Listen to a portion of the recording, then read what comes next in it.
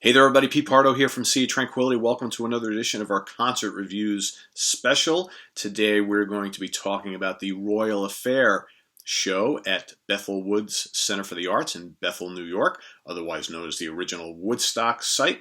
Okay, so this tour is putting together, yes, Asia, Carl Palmer's ELP Legacy, and John Lodge of the Moody Blues. So you got four bands for the price of one.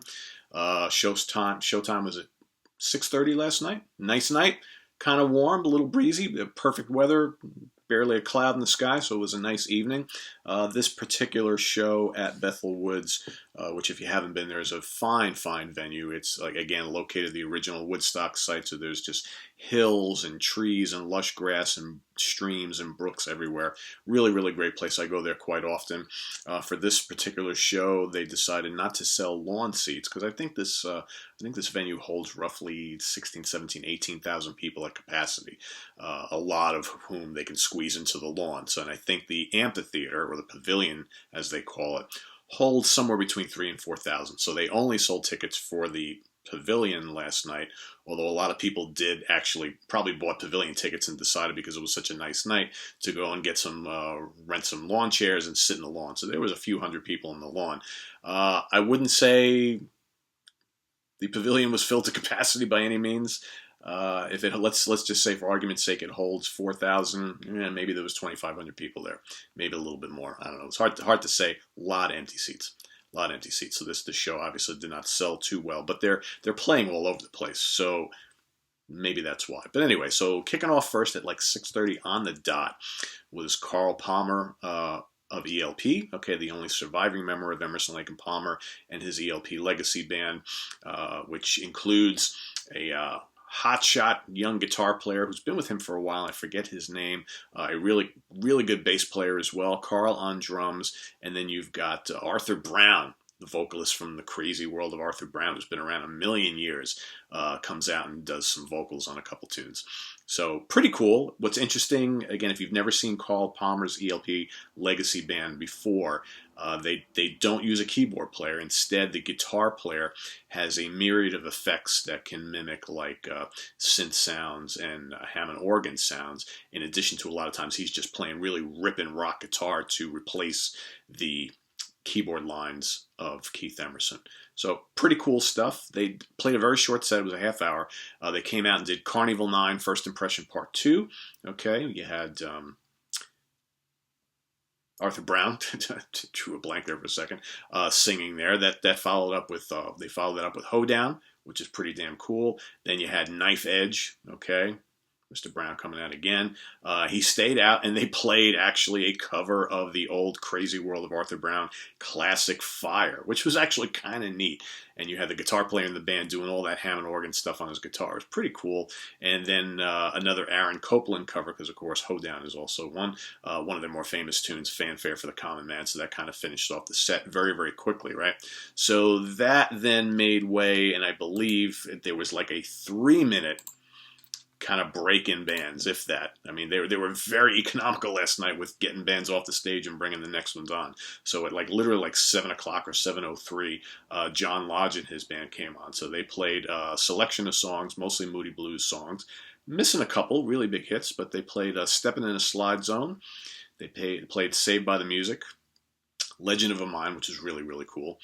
Gemini Dream, okay, early 80s, was that late 70s, early 80s hit from the Patrick Moraz era. Would have been nice to see Patrick on stage.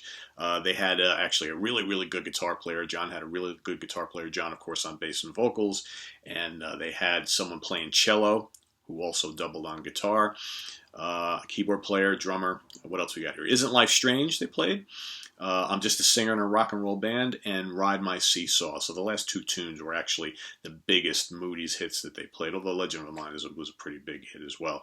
But ironically, no Nights in White Satin, right? That's everybody was kind of looking at each other after their set. We're like, they really not going to play that song? They didn't.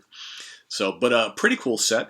You know, listening to like Moody Blues songs played by a modern kind of ensemble, whether or not you got one original Moody or not, a lot of those classic songs were done like in the late 60s, very early 70s. And here you have them kind of rocked up a bit. So it was a little strange, but still very, very cool.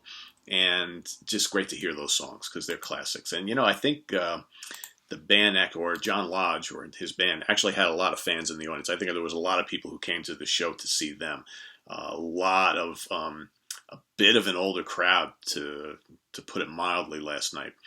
Like, there were easily a lot of people in their 60s and 70s and older at last night's show. And I noticed, like, the crowd started thinning out a little bit during Asia and Yes. And I think there was a lot of people there that were there to see John Lodge and hear those Moody Blues songs. And, again, maybe a 35-minute set. Wasn't long at all. So then, again, real quickly, they bring out Asia. So again, Asia, the current lineup of Asia, you have Carl Palmer, who's doing double duty. A lot of guys doing double duty at this show tonight, at this show last night. All right, because you got members who were in a couple different bands. So of course, Carl on drums for Asia, also doing his own thing. You got Jeff Downs on keyboards, right, who's also playing with Yes. Okay, and then you have, who else is in the band here?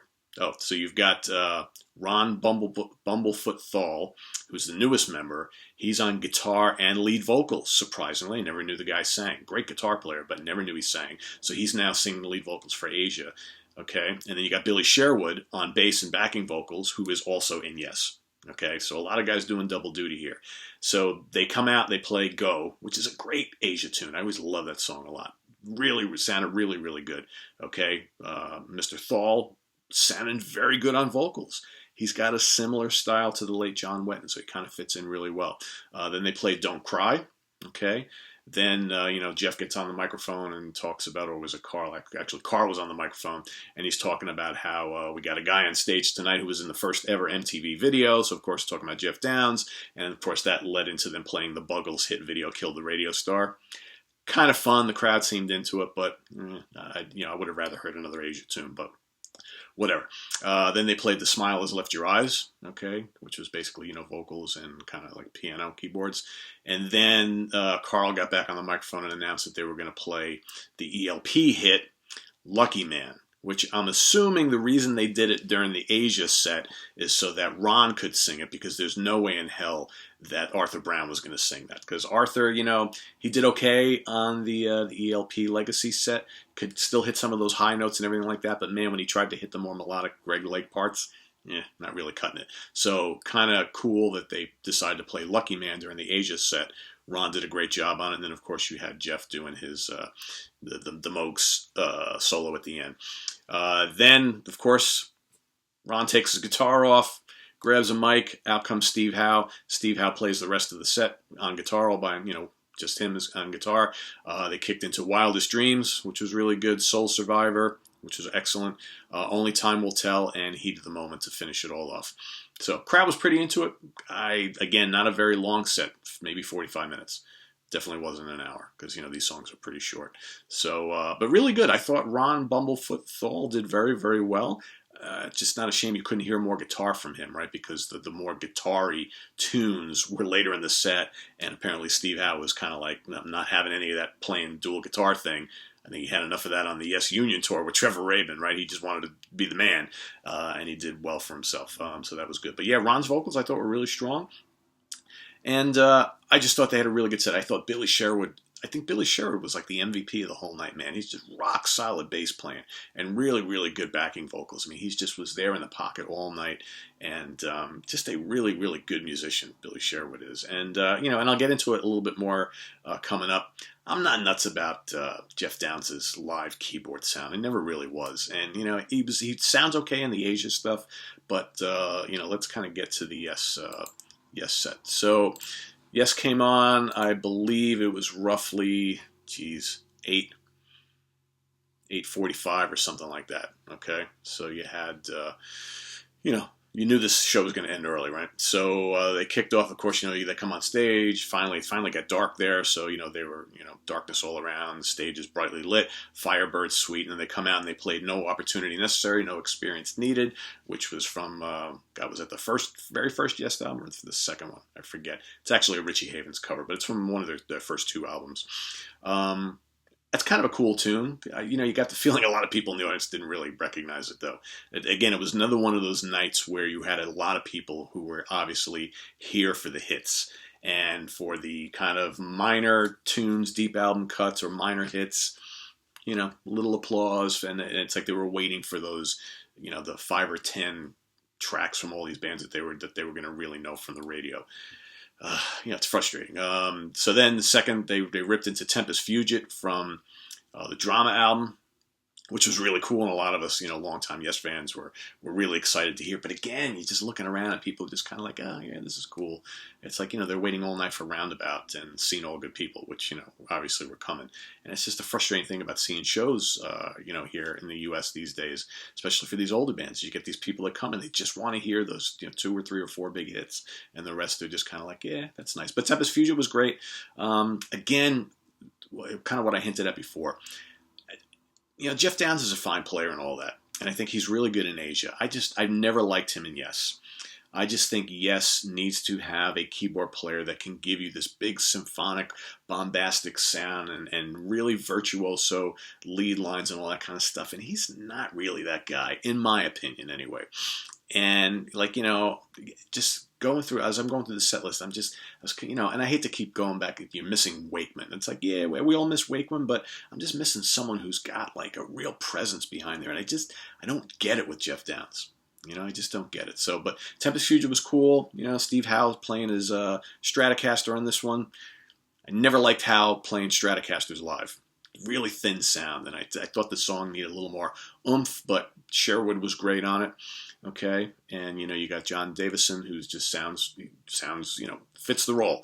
Okay, he can sound like Trevor Horn, he can sound like John Anderson. So they next ripped into Going for the One. The pedal steel comes out. Steve Howe does a great job on that. That went over very well, I thought. And it just sounded really, really good. I like that tune anyway. Coming up next, obviously you got to do it as soon as Steve comes out with his little, was it lute or whatever it's called. Seeing All Good People. Again, everybody goes bonkers for that, right? I've heard that song a million times. I probably never need to hear it again. And I know it's got to be in every Yes set list, but that's kind of when I tune out a little bit, because I've seen Yes like over 20 times, and I've seen them play that a million times and heard it on the radio a million times. It's like, but anyway, next up was a highlight for me. So Siberian Katroo. Okay. Very cool to hear that in the set list. Thought it sounded pretty damn good. Steve Howe was kind of a little out of time on some of the guitar lines on that. But I'll forgive him a little bit because he ended it really well. Some really nice soloing at the end. Again, I'm not getting it from Jeff's keyboard tones. Again, you think of Siberian Katroo and that cool mellotron and all the different kind of things that, Wakeman did back then. And it's just missing, right? It's just missing something. Okay. But all in all, good tune. Then they acknowledged that it was 3 years to the day since Chris Squire's passing. Or was it 4 years? God, I think 4 years. And they played Onward, okay, which was written by Chris. And that was really cool. But again, they announced, the anniversary of Chris's passing, got a little applause, and then they announced they were going to play Onward, a song that he wrote, and they played it great. John singing it really, really well. But yeah, you got the impression that most people in the audience weren't familiar with it. And I'm just like, God, how can you not know Onward? They followed that up with their cover of Simon and Garfunkel's America, which was done really well. Okay. But, by this time it's starting, people have already sat through 3 bands, starting to get a little later. America's very long. Okay. Got a lot of Steve Howe solo, and that was probably one of his best performances of the night. I think he does a really good job in that tune. And I thought it was well done. But again, probably could have picked something else, right? But it was kind of good to hear it. I haven't heard them play America in quite a while, so that was kind of neat. Then they followed that up with Rhythm of Love from Big Generator. And I'm just thinking, why are you playing this song? I like Big Generator. I like Rhythm of Love. But, you look up there and Howe brings back the Strat out again. He's playing all these, kind of more arena riff rock chords, which Trevor Rabin was very good at. That's not Steve Howe's thing. And I just got the impression, why are you playing this song? You could have at least played Over and Over Lonely Heart, because everybody knows and loves that song. Rhythm of Love, kind of a minor hit. Again, from a period that, Steve Howe wasn't involved in. And I get it, they brought out Alan White, okay, to play a bit, and there he was, and he was great on that in that era of the band. But it just, to me, didn't make a lot of sense. And then you got, at the end of that song, on the album, you got Trevor Rabin doing all sorts of crazy solo, and then here you have Steve trying to replicate it. It just didn't work. Didn't work. They followed that up with the Gates of Delirium, which for me is really cool because I've never seen them play that live. Okay? But it just kind of sounded a little, I don't know, it's missing something. They sounded a little tired. I think overall the whole band just sounded really tired last night. And that's kind of the impression I've got the last couple times I've seen them. It's like, you want to rejoice that they're playing Gates of Delirium. But, again, it was late in the set. It's a late, or the crowd has already sat through a whole bunch of bands, like I mentioned, an older crowd, and people were flooding out. And it's a shame. And I really wanted to totally get into it, and it was okay, kind of flat. I guess my expectations were too high. When I heard they were playing that on this tour, I was very excited, and then it was kind of like by middle through the song, I was kind of like, oof. It's like, all right, guys. I'll give you an A for trying, right? They followed that up with a cover of Imagine by John Lennon. And then, of course, Roundabout, which we've all heard a million times. And, most of us who've heard it too many times are already heading for the gates, right? So, all in all, kind of a flat performance by Yes, in my opinion. All right? Some good spots. I thought the guy that got playing drums for most of the set now, I forget his name, he's very good. Billy Sherwood was fantastic. Man, he gets all those Squire bass lines and grooves, and he sounds great. He's muscular. He does the backing vocals perfect. John Davison did a fine job, as always. He's very solid on the vocals. All right. Howe had his moments. They also, what I failed to mention is he did his little acoustic solo spot, which was he, instead of playing the clap, he played another newer piece that he's put together. Really good. But he was kind of hit or miss throughout most of the show. It's just, I've been questioning his kind of live sound for a long time. And obviously the skills are still there, and we pulls out the 335. Can't beat that. But, he pulled out his Telecaster during Gates of Delirium. That was pretty damn cool. I thought that sounded great. But, he's still the man, and he still is as nimble as ever. But it just is, at times, his whether it's his choice of amps or effects or with the guitars he's using or whatever, sometimes he just sounds really like kind of clunky out there. And I know that's always been kind of part of his appeal. But I don't know. Just when you've seen Yes so many times through the years, and you're now watching them in their later part of their career, and you're expecting this big kind of wall of sound from the band, and you don't get that at all anymore. It's just kind of like, it's a little disappointing. So I would say, on the whole, I was pretty uninspired by Yes's set last night. And maybe it's at the point where I've just seen them way too many times, and at this point in their career, I probably need to stop going to see them because it's starting to cloud my memories of all those great performances that I saw, like in the early 90s, because I've seen them so many times. Since I think 1990 was the first time I started going to see Yes or Yes-related bands, and I've seen them many, many times since then. So I would have to say I really enjoyed the Asia set tonight, or last night. I thought that was really good. The John Lodge set was very solid. I didn't expect much from that. That was pretty good. And the ELP Carl Palmer thing was actually a lot of fun too, but it was just way too short. But Asia was really, really good. Now, I'd be interested in seeing like an Asia full set with Bumblefoot handling all the guitar in addition to all the vocals, and maybe not having Steve Howe step in. See how that sounds. So we'll see. But that's my little concert report from last night's Royal Affair concert at Bethel Woods Center for the Arts in Bethel, New York. Kind of a fun night. Didn't really live up to my expectations overall, I think. But hey, it was good to be there. Good to see a lot of prog fans, old and new, in the audience, which was kind of neat. Met a bunch of cool people. I want to also mention that I ran into Roger Dean. Roger Dean had a little table and tent just outside the venue as you walk in. He's signing prints and things like that, and he had a whole line of people, and I just kind of cut the line. I walked up and said hello to him because I've met Roger many times at near fests at the past, and I kind of reintroduced myself to him, and I was wearing a Gentle Giant Octopus t-shirt, which of course the album cover that he drew for Gentle Giant, and he was so happy to see that shirt he had to take out his camera, take a picture of it, but it was good to kind of chat with him for a couple minutes, as I hadn't seen him in, geez, I don't know, 15 years or something like that. So we just reminisce for a couple minutes about some, the cool old days of Nearfest, Northeast Art Rock Festival, and that he always appeared at. So it's kind of neat. So anyway, a good night. So this is on the web at www.citytranquility.org. We're on Facebook. We're on Twitter. Of course, we're on the mighty YouTube. Look for lots of stuff coming up. We've got a classic album war between two of the bands that played last night coming up momentarily. So don't touch that dial. We'll see you real soon. Bye-bye.